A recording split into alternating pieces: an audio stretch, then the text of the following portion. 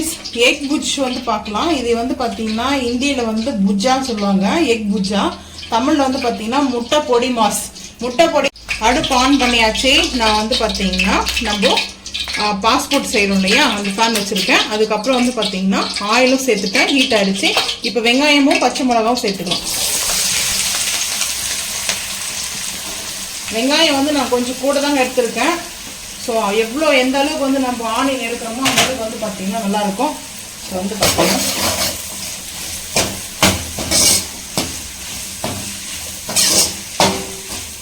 Onion வதங்கும் போதே நம்ம வந்து சால்ட் வந்து சேர்த்துக்கலாம். இது வந்து பர்னால் வந்து கொஞ்சம் ஹையாக இருந்துச்சுன்னா சீக்கிரமாக வந்து ஹீட் ஆகிடும். ஸோ அதுதாங்க மெயினு.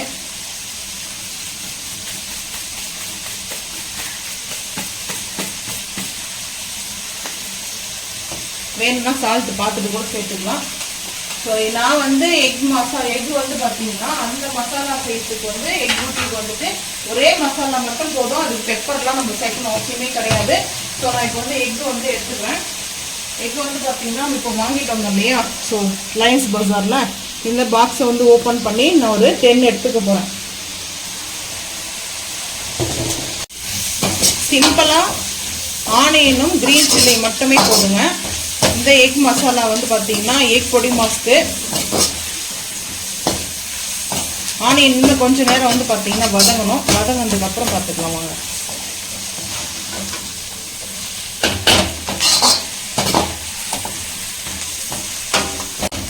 ஆனியன் பார்த்தீங்கன்னா வதங்கிடுச்சு. ரொம்ப வதங்கக்கூடாது, ஓரளவுக்கு வந்து இந்த அளவுக்கு வதங்கினா போதும். ஸோ இப்போ வந்து பார்த்தீங்கன்னா நம்ம எக்கு வந்து பார்த்தீங்கன்னா எடுத்துருக்கேன். 10 முட்டை எடுத்துருக்கேன். ஸோ 10 எடுத்துருக்கேன். இப்போ நம்ம உடைச்சி சேர்த்துக்கலாம் வாங்க. உடைச்சி சேர்த்துட்டு தான் மசாலா வந்து ஆட் பண்ணணும். அதுக்கப்புறம் தான் நம்ம ஆட் பண்ணணும். இப்போ வந்து பார்த்தீங்கன்னா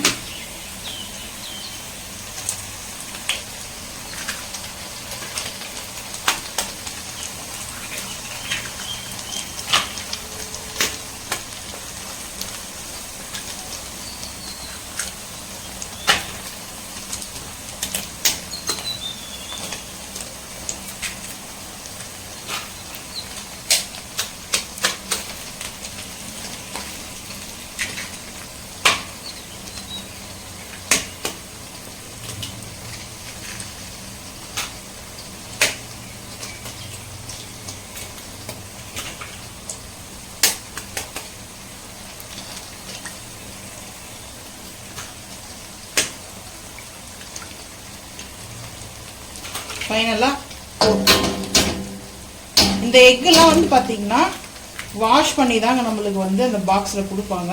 கிளியராக வந்து வாஷ் பண்ணி தான் வரும். ஸோ வந்து நான் 10 எடுத்துருக்கேன். ஹேண்ட் வாஷ் பண்ண போகிறேன்.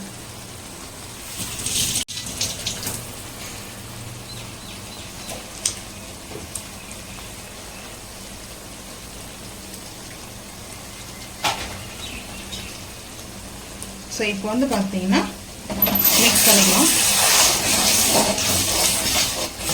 லைட்டாக வந்து ஆனியன் வந்து ஸ்டீம் பண்ணியிருக்கணும். லைட்டாக ஆனியன் வந்து பார்த்தீங்கன்னா ப்ரௌனாக இருந்தது, கொஞ்சம் லைட்டாக பிளாக் ஆரம்பிச்சு. இப்போ ஐ க்ளீன் பண்ணிக்கலாம்.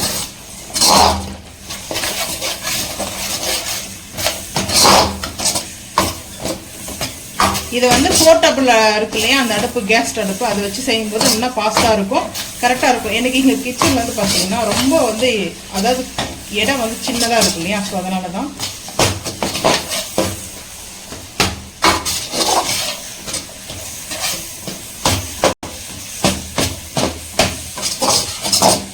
மசாலா இப்போ வந்து ஆட் பண்ணக்கூடாதுங்க. இது கொத்தமல்லி புதினா கூட நீங்கள் வந்து ஆட் பண்ணிக்கலாம், கருவேப்பிலாம். நான் வந்து எதுவுமே ஆட் பண்ண மாட்டேன். ஸோ இந்த மசாலா எப்படின்னா நம்ம சப்பாத்திக்கு ரோல் பண்ணிவிட்டு குழந்தைங்களுக்கு வந்து கொடுத்து விடலாம்.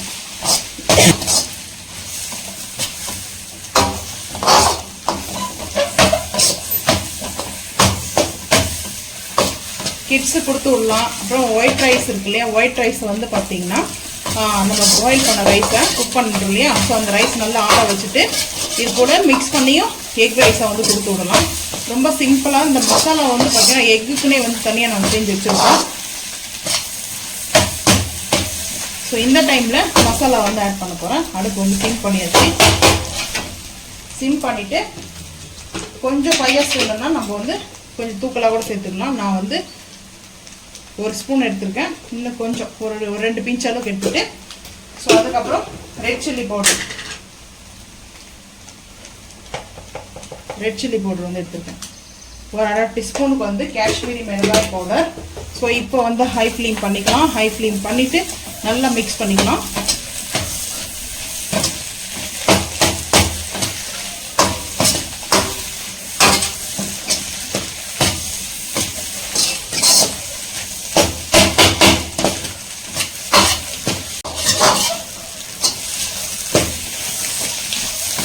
நல்ல பொடி பார்த்தீங்கன்னா அந்த மசாலா பொடி சேர்த்ததுனால கரெக்டாக இந்த மாதிரி இருக்குது. நீங்கள் வந்து குழந்தைங்களுக்கு வந்து கொடுக்கும்போது ஸ்பைசஸ் வந்து கம் பண்ணிக்கோங்க. ஸோ நான் இப்போ ஹை ஃப்ளேம் பண்ணிடுறேன்.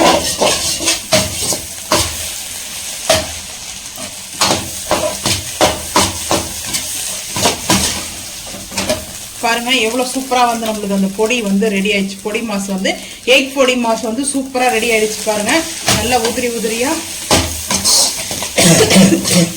இன்னும் 2 நிமிஷம் மட்டும் ஹை ஃப்ளேம் பண்ணிவிட்டு அடுப்பு ஆஃப் பண்ணிடலாம். இதெல்லாம் வெஜிடபிள் கூட சேர்த்துக்கலாங்க. கேரட்டு, கேப்சிகம், ஸ்ப்ரிங் ஆனியனு நீங்கள் சேர்த்து செய்யலாம். அது நான் இன்னொரு நாளைக்கு வேணும்னு சொல்லுங்கள். ரைஸாக வந்து நம்ம எக் ரைஸ் வந்து செஞ்சு காமிக்கிறேன். நல்லா உதிரியாக வந்து பார்த்தீங்கன்னா ஸோ இப்போ நம்ம ரெடி ஆகிடுச்சு. அடுப்பு வந்து ஆஃப் பண்ண போகிறேன். அடுப்பு ஆஃப் பண்ணிவிட்டு நம்ம வந்து ஒரு பிளேட்டுக்கு வந்து சர்வ் பண்ணிக்கலாம். இது இப்படியே வந்து ரோல் பண்ணி சப்பாத்தியில் நல்லா வந்து மயோனோஸ் வச்சுட்டு ரோல் பண்ணி சாப்பிடலாம். டேஸ்ட்டு சூப்பராக இருக்குங்க. ஸோ நீங்களும் இதே போல் செஞ்சு சாப்பிட்டு பாருங்கள். ரொம்ப சிம்பிள் தான். பிளேட்டிங் பார்த்துக்கலாம் வாங்க. இப்போ நான் வந்து பிளேட்டுக்கு வந்து மாற்றிக்கிறேன். ரொம்ப சூப்பராக எக் பொடி மாஸ் வந்து ரெடிங்க. சிம்பிளாக தான். எக் மசாலா வந்து பார்த்தீங்கன்னா எக் பொடி மசாலா வந்து வேணும்னா சொல்லுங்கள். அந்த ரெசிபியை வந்து நான் ஷேர் பண்ணுறேன். சூப்பராக இருக்கு பொடி மாஸ் செஞ்சுட்டு வச்சு. ஸோ நீங்களும் அதை போல் செஞ்சு சாப்பிட்டு மறக்காமல் வந்து கமெண்ட் பண்ணுங்கள். நாங்கள் வந்து ரைஸ் இல்லை சப்பாத்தியோட மிக்ஸ் பண்ணி சாப்பிடும்போது அல்டிமேட்டாக இருக்குங்க. ஸோ உங்களுக்கு இந்த வீடியோ பிடிச்சிருந்தா மறக்காமல் லைக் பண்ணுங்கள், ஷேர் பண்ணுங்கள், சப்ஸ்கிரைப் பண்ணுங்கள், பெல் ஐக்கான் வந்து கிளிக் பண்ணுங்கள். மறக்காமல் சேனல் வந்து ஃபாலோ பண்ணுங்கள். அப்போ தான் நம்ம போகிற வீடியோ உங்களுக்கு நோட்டிஃபிகேஷன் வரும். தேங்க்யூ.